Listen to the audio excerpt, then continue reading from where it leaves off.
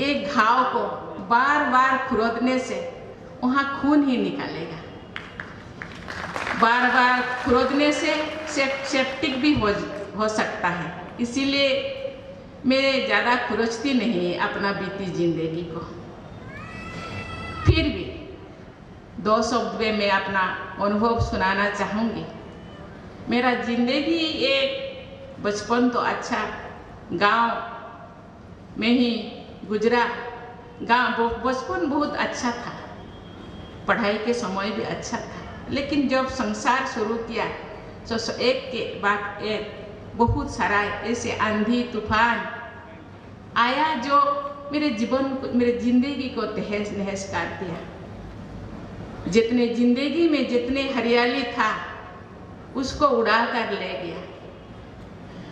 कोई कहते हैं ये हम संसार में जो जीते हैं हम लोगों को बहुत सारा खिलौना मिल जाता है, जिसलिए भगवान हमको भेजे हैं उसको हम भूल जाते हैं शायद। इसीलिए मेरे जिंदगी में जितने सब हरियाली था उसको उड़ाकर ऐसा आंधी ऐसा तूफान आ गया, सब उड़ा कर ले गया। मैं अकेला रह गई जिंदगी में और मेरे बच्ची के लिए मुझे जीना है। जीने के लिए कुछ ऐसा साधन चाहिए, कुछ ऐसा सहारा चाहिए, क्योंकि मैं अपने आप को बहुत ज़्यादा दुर्बल महसूस करती थी। मैं समझती थी मुझे इतना ऐसा सहारा चाहिए जहाँ कि मैं जी सकूं, जिसके सहारे मैं जी सकूं। जिंदगी में मैं बहुत सारे ऐसे संस्थानों से मैं जुड़ी हूँ, मैं बहुत सारा भक्ति करती थी। मुझे पता नहीं वो संस्थानों का नाम यहाँ लेना मैं नहीं चाहूँगी। वो बिना पूजा किए मैं खाना नहीं खाती थी। दिन रात कोई भजन, रात को 4 बजे 3 बजे उठकर शहर परिक्रमा भी करती थी, कीर्तन भी करती थी। बहुत सारा है कि जिंदगी में ऐसे नेगेटिविटी ना आ जाए कि मेरे परिवार को ऐसे नजर ना लग जाए। लेकिन ये भक्ति शायद मेरा भक्ति इतना गहरा नहीं था, नेगेटिविटी शायद ज़्यादा था। ये मेरा मन में ही शायद ऐसा गंदगी था जो पॉजिटिविटी मेरे जिंदगी में शायद नहीं आ सका। लेकिन कहते हैं ना, जिंदगी में जो चैलेंजेस को फेस करता है वो ही आगे बढ़ पाता है। मैं एक के बाद एक चैलेंजेस को फेस करते रही, और जो कौरव कहते हैं या विकार कहे या कोई भी कहे, जो नेगेटिविटी मेरे साथ लड़ते रहा, मैं तो लड़ती रही। लड़ते लड़ते बहुत सारा चीज़ें तो मैंने खो दिया, बहुत सारा खिलौना मैंने खो दिया। लेकिन बाद में मुझे ऐसा कोई महसूस हुआ, कोई ऐसा फरिश्ता बन के मेरे ज़िंदगी में आया कि तुम्हें वहाँ जाना है। इसके पहले मुझे बहुत बार न्योता आया था, इनविटेशन आया था, तुमको तो वहीं पर जाना है और वहाँ से वहीं पर तुमको बहुत सारा ज्ञान मिलेगा, तुमको ब्रह्मा कुमारी आश्रम के साथ जोड़ना है। मैंने बोला मेरे पास टाइम नहीं है। उस टाइम नहीं था। शायद उसी दिन वो फरिश्ता का बातें मैंने सुनता, शायद जितना जो आंधी तूफान मैंने सामना किया शायद वो नहीं आता। लेकिन रिपेंट करने से क्या होगा? कहते हैं जिंदगी एक प्याज के तरह है, एक के बाद एक खोलो तो बाद में कुछ भी नहीं मिलेगा। कहते हैं जिंदगी एक कंघी तरह है, बाल सब सफ़ेद हो जाने के बाद या सब गिर जाने के बाद उसका उपयोगिता के बारे में हम जान पाते हैं। मेरे जिंदगी में ऐसे ही हुआ बहुत सारा। इसीलिए मैं आश्रम गई। आश्रम में मुझे 7 दिन का कोर्स मुझे करवाए, लेकिन कोर्स मुझे पता नहीं क्या वो पढ़ाते थे, मैं कुछ भी नहीं सुनती थी, मैं रोती थी। लेकिन रोने के बीच मुझे ऐसा मुरली सुनाया गया जहाँ बाबा कहते हैं भगवान को रोता हुआ चेहरा अच्छा नहीं लगता, भगवान को मुस्कुरा हुआ चेहरा अच्छा लगता है। कहते हैं बच्चे तुम जो इस धरती से जाओगे ना, लास्ट के टाइम तुमको तुम्हारे जो भी तस्वीर है ना तुमको डिस्प्ले किया जाएगा। तो जो मैं तुम जो देखोगे ना जाते समय ये रोता हुआ चेहरा तुमको तो अच्छा नहीं लगेगा ना। मैंने सोचा सही बात नहीं। उस दिन से मैं कभी नहीं आंखों से कभी नहीं आंसू बहाया। उस दिन से मैंने अपने आप को चट्टान से सारा महसूस किया। और रोज 3:30 बजे, क्योंकि ये तो कोई भी सैक्रिफाइस करना पड़ता है। अब सैक्रिफाइस करने के बिना कहते हैं ना कष्ट नहीं करने से कुछ न भी नहीं मिलेंगे। ओके, मुझे बहन जी ने बोले, सुप्रिया बहन जी ने आपको 3:30 बजे उठना होगा। और कहते हैं 3:30 बजे ब्रह्म मुहूर्त होता है, जहाँ ब्रह्मा के शरीर में परमपिता परमात्मा ने धरती पे आते हैं और अपने बच्चों को आशीर्वाद देते हैं। मैं पहले से ही तो ऐसे आदत में बनाई थी कि मैं 4 बजे उठ जाती थी, लेकिन मुझे 3:30 बजे उठने का आदत मैंने बना दिया। कभी कभी दिन में मैं जो रास्ते पे हूँ, कभी कभी दिन भर बहुत सारा प्रोग्राम रहता है तो मैं टायर्ड हो जाती हूँ। फिर भी कभी कभी रात को 2 बजे, कभी कभी 1 बजे आती थी। फिर भी 3:30 बजे कोई ना कोई मुझे कहते हैं अरे उठो टाइम हो गया है। मैं उठती थी, अभी भी वही अभ्यास है। जितने भी मैं टायर्ड दिन में होती हूँ, फिर भी मुझे लगता है कोई ना कोई मुझे ऐसे आते हैं कि उठो हो गया है टाइम। मैं उठ जाती हूँ और भगवान से बातें करती हूँ। ये जितने भी आज मैं यहीं पे हूँ, बाबा कहते हैं भगवान के बच्चे जंगल में रहे या कोई भी कहाँ पे भी रहे, वो अपने बच्चों को चुन लेता है। मुझे लगता है भगवान ने मुझे चुना है। भगवान के बच्चे कहाँ पर भी रहे, अपने बच्चों को मैं एक संस्था में रहती थी, वहाँ पढ़ाती थी। उन्होंने वहाँ एक प्रिंसिपल रहते थे, उन्होंने कहा भगवान के बच्चों को ना थप्पड़ मार के अपने तरफ वो खिंचा लेते हैं। बार बार कोई ना कोई इंडिकेशन देते हैं, बच्चे नहीं सुनते हैं तो वो अपने बाल पकड़ के खींच के वो अपने ओर ले जाते हैं। मुझे लगता है बहुत सारा थप्पड़ खाने के बाद मैं सीधे रास्ते पे आई। इसीलिए मैं कहना चाहूँगी, हम जो ठंडा के दिन गरम कपड़ा पहनते हैं, बारिश से अपने आप को सुरक्षित करने के लिए घर बनाते हैं, धूप के दिन समर के सीजन में हम छाता लेते हैं, पाँव पे चप्पल लेते हैं। इसी तरह जिंदगी में इतने सारा परेशानी, इतने सारा जो तूफानें आती है, उससे अपने आप को सुरक्षित करने के लिए भगवान का शरण लेना उचित है, क्योंकि वो दिशा दिखाते हैं, रास्ता दिखाते हैं, सही गलत का फर्क वो कहते हैं। बाबा कहते हैं तुम्हारे अंदर बहुत सारा है, बहुत सारा क्वालिटी है, बहुत सारा शक्तियाँ हैं, उसी शक्ति को लाना होगा। ये अपने आप नहीं होगा, इसके लिए आपको कोशिश करना पड़ेगा। परखने की शक्ति, निर्णय करने की शक्ति, समाने की शक्ति, सहन करने की शक्ति, ऐसे बहुत सारा शक्तियाँ हैं। उसी शक्ति को उज्जीवित करना होगा। इसके लिए आप भगवान से अपने आप को जोड़ना होगा। जोड़ने से जो भी शक्तियाँ अंदर है, बाबा कहते हैं अंतर में खिवाना।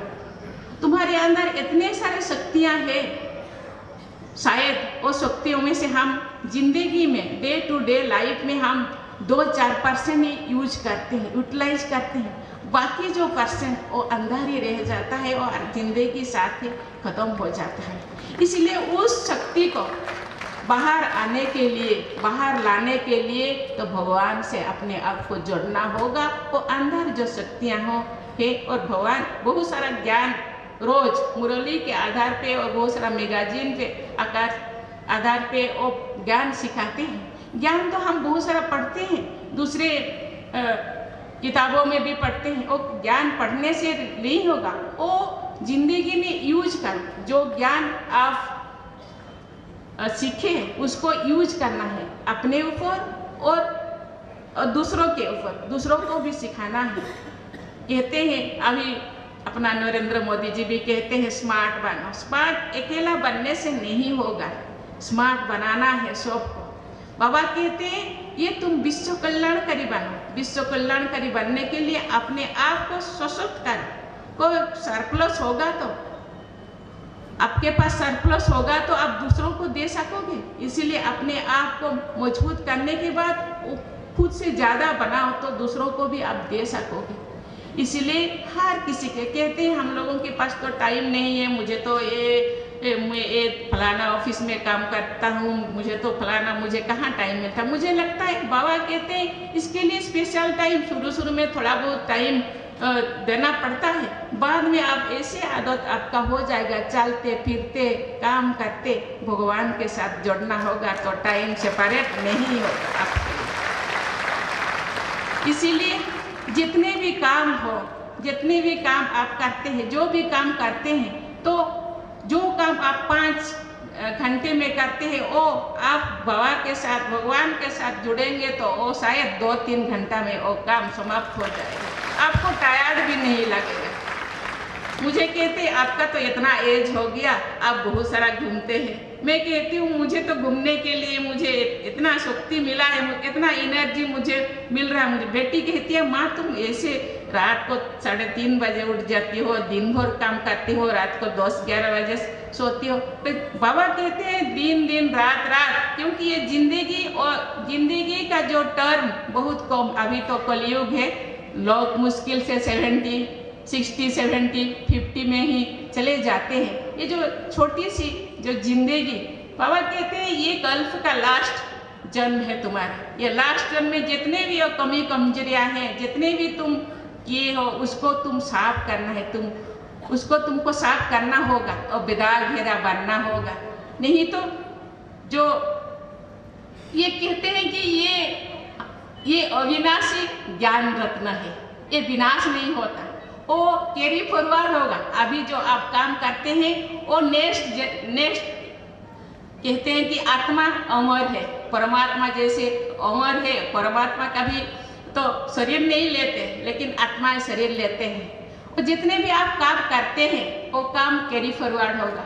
आप अच्छा काम करेंगे तो वो जो नेक्स्ट जो आपको जिंदगी मिलेगा, शरीर मिलेगा, वही शरीर पे भी आप उसको यूटिलाइज कर सकते हैं, एंजॉय कर सकते हैं। उसी हिसाब से हमको देखना होगा मैं क्या कर रही हूँ, ठीक तो कर रही हूँ ना। इसीलिए हर काम करने से पहले सोचना होगा कि जो काम मैं कर रही हूँ वो ठीक तो है।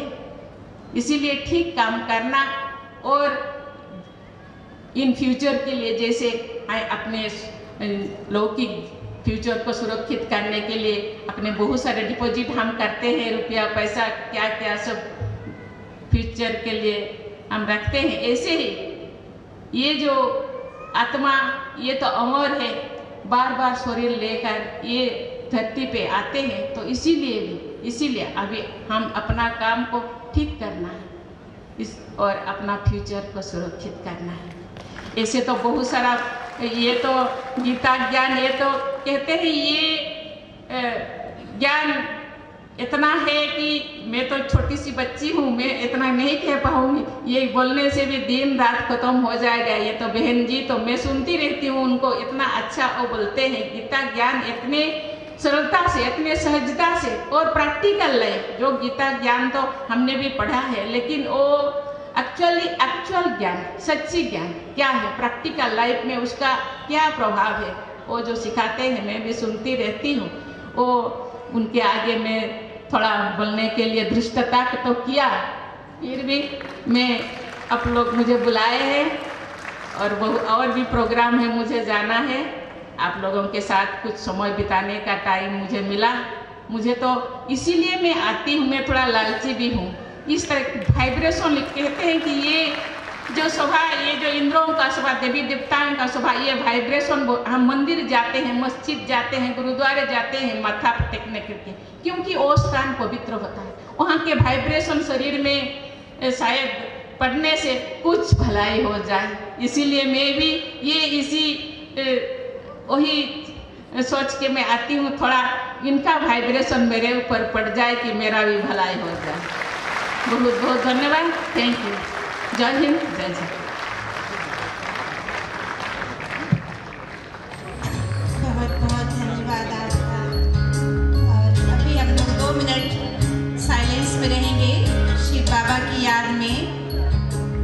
ये मत कहो खुदा से मेरी मुश्किलें बड़ी। 2 मिनट सभी साइलेंस में रहेंगे। उसके बाद हमारी दीदियाँ हमारे अतिथियों को शाल पहनाकर सम्मान करेंगे। उसके बाद हमारे कुछ बहनें आई हैं जो आप सबके सामने आदिवासी नृत्य करेंगे।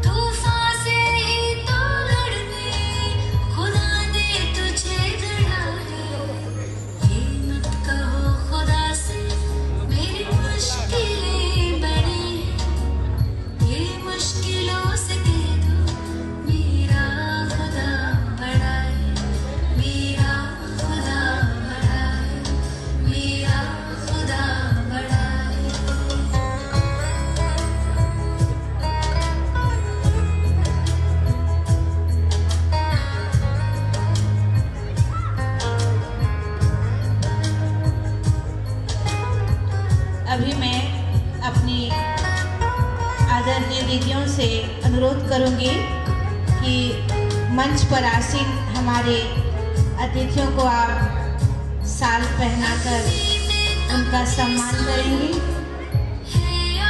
और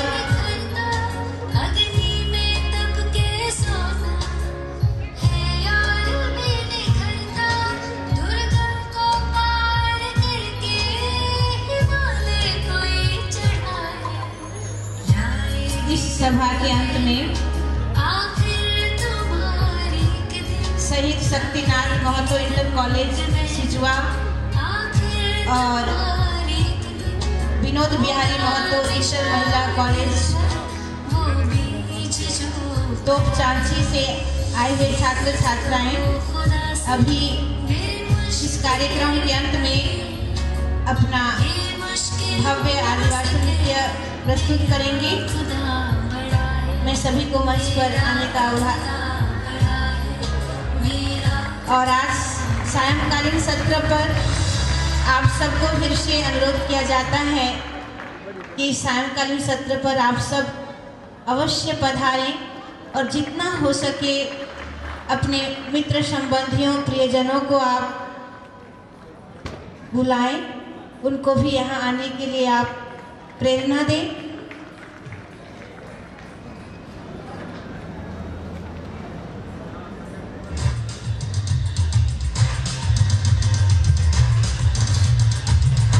आज सायंकालीन सत्र शाम 5 बजे से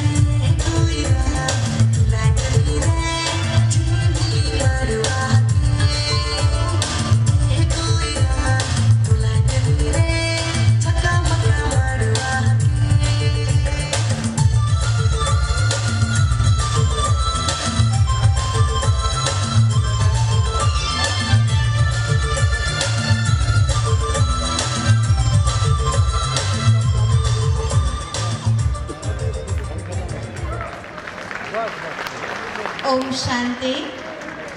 और आज का सत्र यही समापन हो रहा है। सभी को बहुत बहुत धन्यवाद।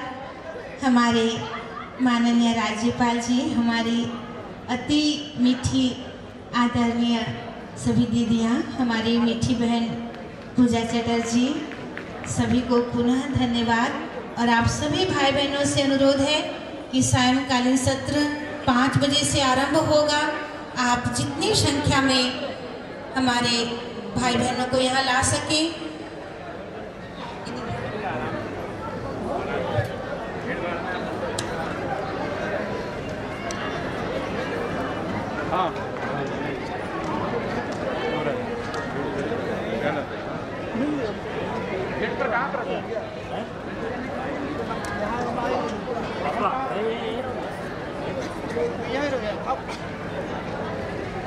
यही